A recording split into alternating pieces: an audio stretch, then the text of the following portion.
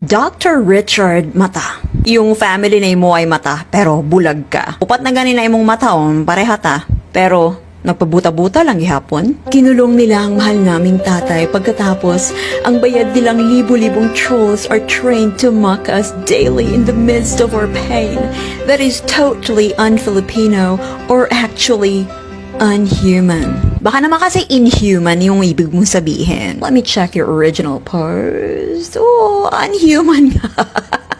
Sa context na ginamit mo, dapat kasi word na inhuman, walang awa, cruel. Pag sinabi kasing unhuman, outside the nature of being human. For example, someone has an unhuman strength kasi sobrang lakas. Anyway, this is not an English lesson and hindi naman patagisan ng English to. So, palagpasin natin yan. Ang problema natin, kanang pagka-feeling victim ninyo. Di ko alam kung ginawa niyong personality yung katangahan or you're just purely evil. When your fellow Filipinos were dying on the streets, walang awang kinatay dahil nga sa peking drug war ng mahal niyong tatay. You cheered on the spilled blood of your countrymen. Tinawag niyo na silang adik, mga kriminal kahit walang due process. You and your likes mocked them. Naghugyaw mo sa pagkamatay sa inyong isig katao kay lagi.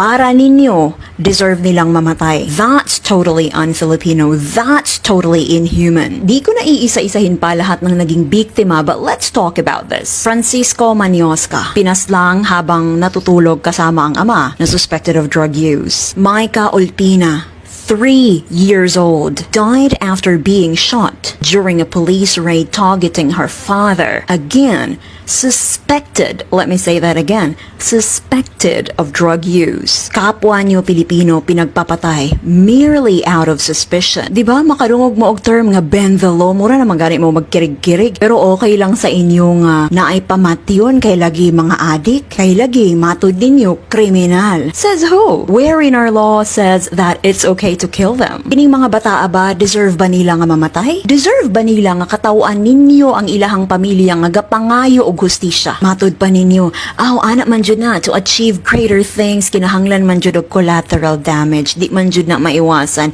Who are you? Who are you to decide whose lives to save and whose lives to take? ICC Appeals Chamber reading of decision. This is GMA News reporting on the families of victims gathering together to witness such decision. Eto kayo nakahaha-react. Tinatawanan ng mga pamilyang hanggang ngayon nagdadalamhati. Zero compassion. Ngayon mo sabihin sa akin, Dr. Mata, yan ba ang pagiging Pilipino?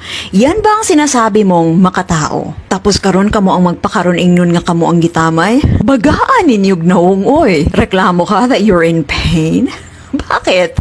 Pinatay ba yung tatay nyo? Nasa detention center lang naman yan Hayahay pamanggani na iyang kahimtang dito. Hayahay pamanggani na kay miagi og trial. Makadepensar pa sa iyang kaugalingon niya. Katong mga biktima, makadepensar pa ba sila sa ilang kaugalingon? Inyuha namang ganing gilabel nga kriminal, walay due process? Yang pinaglalaban yung due process for Digong as if you were denied of it is exactly the very thing na pinaglalaban namin against extrajudicial killings. Nagdadalamhati kayo sa tatay nyong mamamatay tao, which is, by the way, aminado din naman siya makailang beses, diba? And the Filipinos are celebrating this little step toward justice for the victims and their families. And you call us trolls? Pero teka muna, according to CSIS, or Center for Strategic and International Studies, Duterte's campaign employed an army of internet trolls tasked to amplify his message throughout Philippine cyberspace. These trolls spread propaganda for Duterte and continue to spread messages supporting his policies.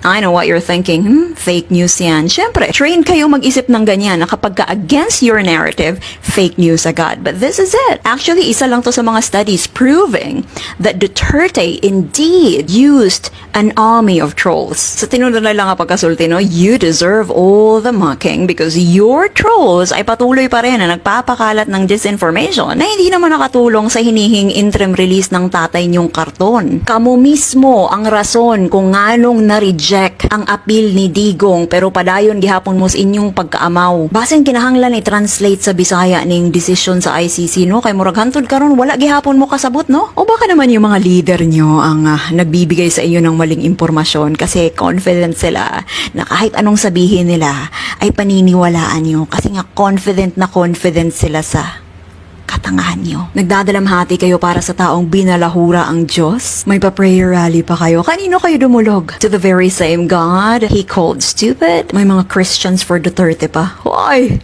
Hindi ba kayo kinilabutan? If you're a Christian, you should realize that your prayers mean nothing if you fail or refuse to recognize God's sovereign hands on this. In pain sa inyong mata nga kamo may hinungdan nga na-reject ang appeal sa inyong tatay. Naimensahe si Digong sa inyo ha oh. And that's it for today's video. Mabuhay ang mga bisdak na nag-iisip. Mabuhay ang Pilipinas.